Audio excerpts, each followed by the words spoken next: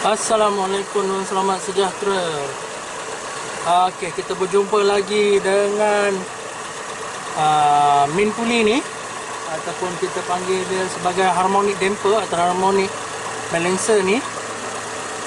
Kali ni kita jumpa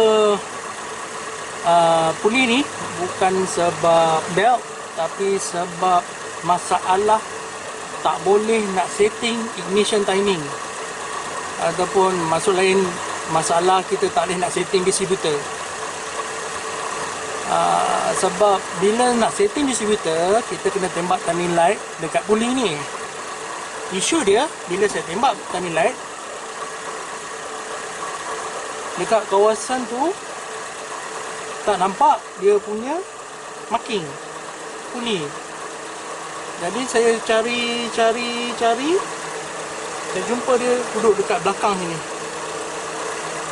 Nampak dia duduk dekat sini. Jauh sangat lagi dia tu. Macam mana boleh berada dekat belakang yang jauh sangat ni? Sepatutnya marking ni berada dekat dengan skala BDTC ni. Ini tak, lari ke belakang sana. Jauh ni. Sampai sini lari ni. Alright. Ini masalah tidak lain dan tidak bukan masalah puli ni sendiri. Dia ada damper, iaitu getah antara puli luar dengan puli dalam. Getah tu dah loose, jadi puli luar dia dah teralih. Okey, sekarang saya matikan enjin dulu, tak bising. Jadi nak settlekan masalah ni, puli ni, puli belakang ni, puli depan ni bukan, puli belakang ni kena ganti baru. Sebab puli ni dah rosak. Jadi nak ganti puli ni tak susah. Perlu buka dua belt, belt compressor dengan belt alternator water pump ni. Buka skru saiz 19, 4 biji skru saiz 10, tarik puli ni keluar. Ini bila dah keluar nanti saya tunjuk kat mana perbezaan puli yang masih elok dan puli yang dah rosak. Nak cabut belt untuk kompresor aircon tak susah. Buka ujung ni, tak clear lah gambar. Ada satu tensioner puli. Ni, buka skru dia. Nut dia saiz 14. Longgarkan dulu. Okay, lepas tu kita kena longgarkan daripada atas. Ya, longgarkan dulu dari bawah. Sini satu. Dan lalang berada di bawah. Longgarkan terus. Alternator. Dia menggunakan saiz 12. Kat sini.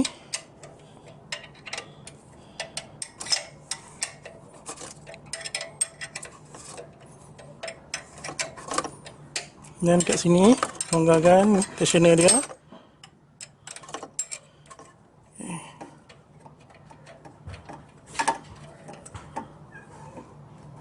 Lepas tu tolak ni atas. Dan kat belakang ni ada satu nut. Ni dia. Okey, ni dia. Dan ni pun kita kena longgarkan. Okey, ketat sikit.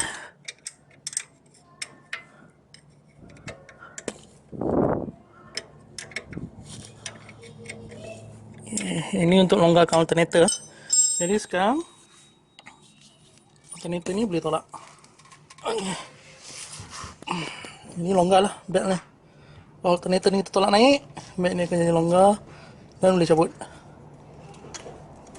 Okey, dah boleh cabut. Sekarang tinggal belt kompresor aircon. Ini daripada atas. Jom. Daripada atas kita tengok kat sini. Kita akan nampak tu bearing dia. Ini bearing dia. Kat atas bearing ada skru saiz 12 kat sini. Okey, longgarkan dia.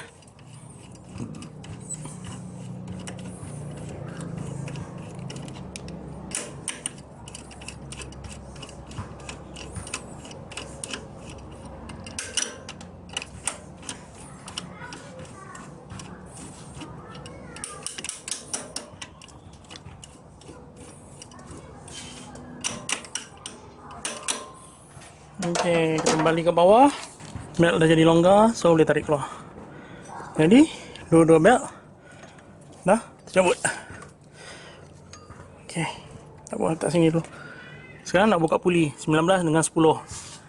Hari ini saya nak buat kerja cepat. Saya guna gun impact hammer untuk buka ni. Kalau tak ada impact, dia ada satu kaedah dulu. Saya guna L-box dan sendal pada dry shaft. Lepas tu start. Itu saya ada share dulu video tu dekat cara nak ganti timing belt. Okay, saya buka pakai gun sebab itu saya cabut puli ni keluar. Lepas saya longgarkan kau 55 skru ni tadi, saya guna gun lah. Saya nak cepat dekat ni. So cabut yang besar ni saiz 19, cabut 4 biji yang saiz 10 ni. Okay, automatic puli ni kita boleh cabut, boleh pisahkan lah. Okay. Okay, tarik dia keluar, tak perlu apa pun, tarik keluar. Dan saya akan tunjukkan perbezaan dia dengan puli baru. Okay, kita tengok sini. Ini adalah puli yang cabut daripada kereta tadi. Ini senggat dia, naik ke atas. Marking dia berada kat sini. Jadi saya ambil yang baru. Yang baru yang ada dalam kotak. Tak ada cok apa. Cok biasa je.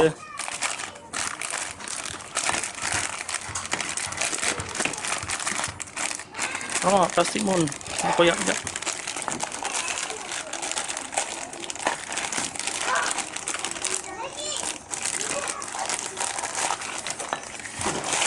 Okey. Kita bandingkan dengan yang baru. Yang baru tengok makin nama stopper dia menghala ke atas. Sama macam ni, menghala ke atas. Tapi marking dia kat sini. Tengok. Yang ni pula menghala ke atas, marking dia dekat sini. Tak nampak ni. Ni ada senggat kecil ni. Kat sini. Jadi yang ni yang elok. Yang ni ada berpusing. Sebab puli ni dia two piece. Saya duduk. Dia two piece, dua keping. Kat dalam dengan kat luar dia bersambung dengan getah ni je ni. Okay, sama juga ni. Kat dalam, kat luar. Ni getah dia. Getah ni kita panggil sebagai damper. Fungsi damper dia nak serap hentakan. Okay. Sebab ramai yang tak faham fungsi damper ni. Diorang hentam saja, tukar puli mati. Puli mati maksudnya solid lah, besi solid. Jadi diorang tak faham fungsi damper ni untuk apa. Okay, saya cerita ringkas mengenai damper ni. Apa fungsi damper ni. Okay, enjin kalau kita tengok secara mata kasar, dia berpusing. Okay, dia berpusing macam kelajuan yang sama. Okay, dia nampak dia pusing. Contohnya 1000 RPM lah. Okay, dia pusing 1000 je kita nampak. Kita nampak pusing je tu. Itu pada pandangan mata kasar. Okay, kalau pandangan yang betul, enjin tak berpusing macam tu. Dia bukan berpusing pada kelajuan macam gitu. Enjin ni dia berpusing sama macam jarum saat. Dia berpusing, dia berhenti. Dia berpusing, dia berhenti. Dia berpusing, dia berhenti. Berpusing, dia berhenti. Dia bukan berhenti juga, dia slow. Dia laju, dia slow. Dia laju, dia slow. Dia laju, dia slow. Dia laju, dia slow. Sebabnya dia bergantung pada firing piston. Contoh, piston nombor 1 nyala, piston tu akan tolak rod akan tolak crankshaft, dan crankshaft akan berpusing. Waktu dia mula-mula nyala, power dia banyak. So dia akan tolak crankshaft ni berpusing dalam keadaan yang orang kata torque tinggi. Tapi bila piston tu dah nak sampai ke bawah, dekat-dekat sini, piston dah nak sampai ke bawah, waktu ni torque dia dah tak kuat. Torque dia dah tak kuat berbanding sewaktu dia duduk paling atas tadi. Piston duduk kat bawah ni, dah, orang kata bahan api dan udara dah terbakar habis, piston, torque dia dah tak kuat. Jadi pusingan dia semakin perlahan. Bila dia nak sampai ke paling bawah, okey, ni senggat dia nak sampai ke paling bawah, waktu ni pula dia akan hilang torque. Hilang torque sebab piston nombor 3 tengah kompres. Jadi bila nak kompres sesuatu tekanan ni, dia menggunakan banyak tenaga. Jadi waktu kat sini, enjin akan berpusing sedikit perlahan. Bukan sedikit, banyak sebenarnya. Banyak perlahan. Sampai kat bawah, piston nombor 3 pula nyala. Lepas tu dia laju balik. Dia laju balik sampai dekat sini. Bila piston nombor 3 dah berada paling bawah, dia perlahan balik. Tunggu pula dia nak kompres piston nombor 4. Bila piston nombor 4 ni firing, dia pelaju balik sampai ke bawah sini. Bila sampai ke bawah sini, piston nombor 4 dah nak sampai ke bawah. Piston nombor 2 pula kita nak kompres piston 2. Okey, bila piston nombor 2 dah jalan, nyala, dia laju balik. Jadi benda ni, crankshaft engine ni, dia tak berpusing laju, dia pusing laju perlahan, laju perlahan, laju perlahan, laju perlahan. Dalam 2 pusingan dia ada 4 kali laju, 4 kali perlahan. Macam tu cara pembakaran enjin. Jadi tapi bila sebab dia berpusing laju macam tu, kita nampak macam sama, tapi sebenarnya torque dia bukan macam itu. Saya akan bagikan gambar graf torque dan graf torque lawan dengan pusingan.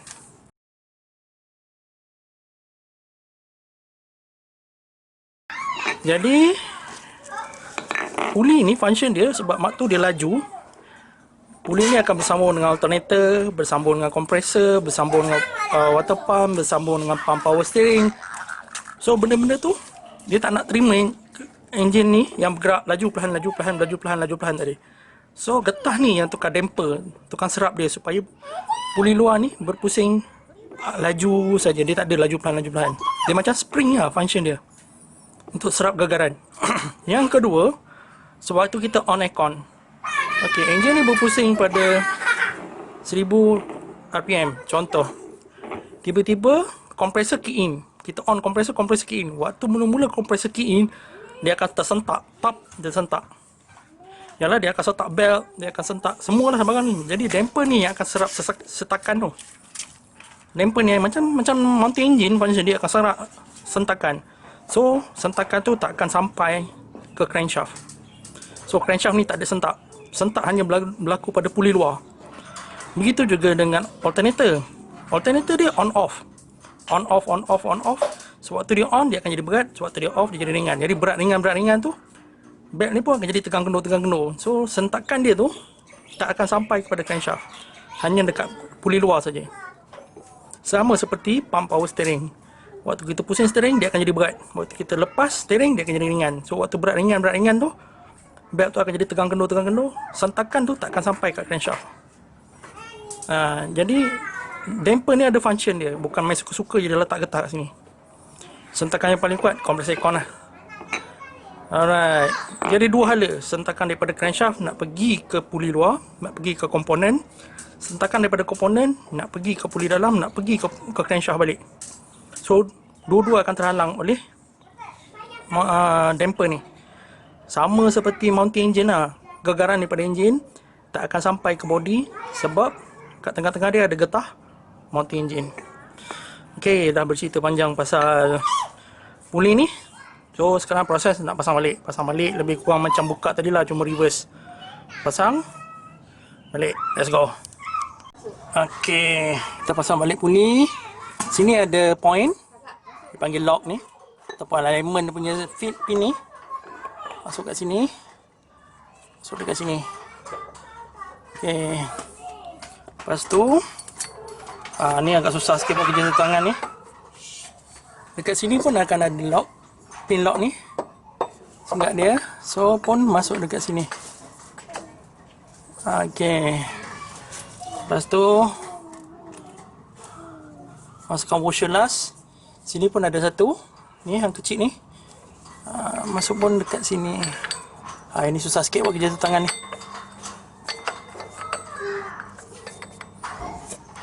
Okey. Masukkan skru besar 19. Dia dah lari. Tak apa. Jangan gitu, pusing balik. Okey.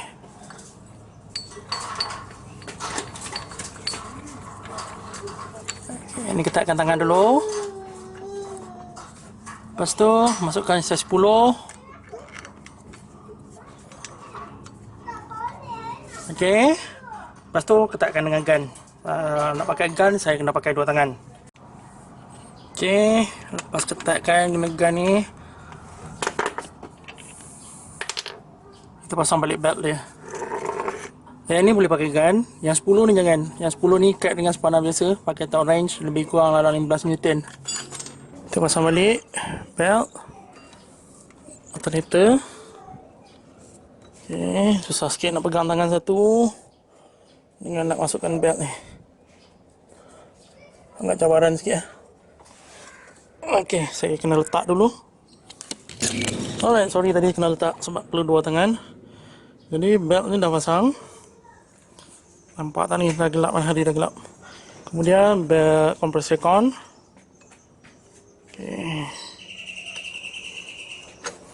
Okay, belt kompresor kon. Lepas tu tak ada proses lain dah. Kita cuma nak kena ketatkan daripada atas. Okay, tarik daripada atas.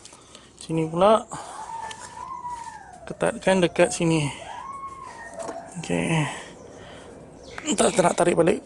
Tadi turun ke bawah.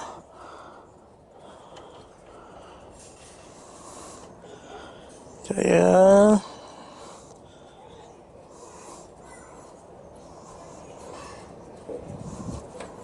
okey, dah masuk. Ketatkan skru ni untuk kita tarik alternator ni ke bawah. Jadi belt ni akan tegang. Sama juga yang atas. Pusing skru yang kita longgarkan ke atas tadi supaya belt ni jadi tegang. Last kali ketatkan balik 14, nut 14, skru 14 dengan nut 14 kat belakang alternator. Okay, last kali tinggal lagi kerja-kerja nak adjust distributor timing light. Okay. Selepas pasang balik belt, semua ketatkan cun-cun, sekarang masa kita nak check dia punya marking ignition timing. Kita tengok kat mana kedudukan dia. Alright, kita nampak kat situ kedudukan dia kat situ. Tak ada dah pergi ke belah hujung sana. Tak ada dah. Kat sini. Tapi sekarang kedudukan dia adalah 15 degree. Jadi kena betulkan balik nak pergi kepada 7 degree.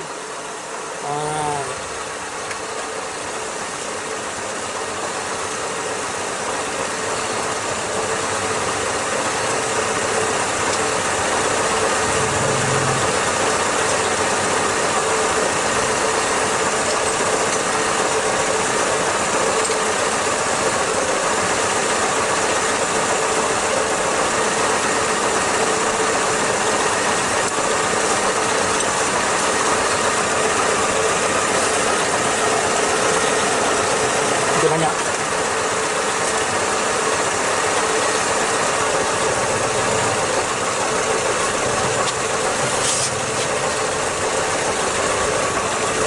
Sepuluh degree.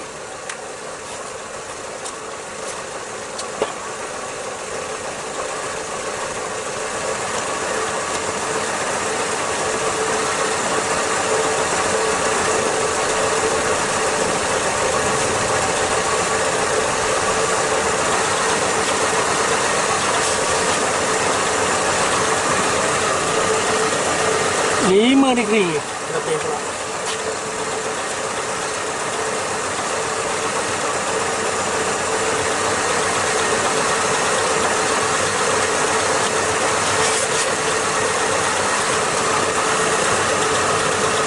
Kurang sikit lagi.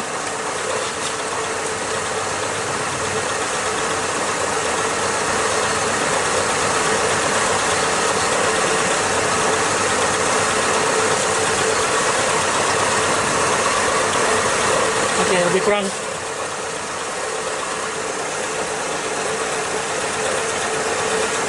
Tujuh degree. Cantik. Jadi settle lah kerja-kerja. Troubleshoot kenapa sebelum ni tak boleh nak setting distributor menggunakan timing light. Sebab puli dia dah rosak, makin dia lari. Jadi kena ganti puli. Lepas ni ketatkan skru 2 biji dekat distributor, pasang engine cover, pasang tayar, settle masalah. Alright, harap dapat membantu semua. Sekian.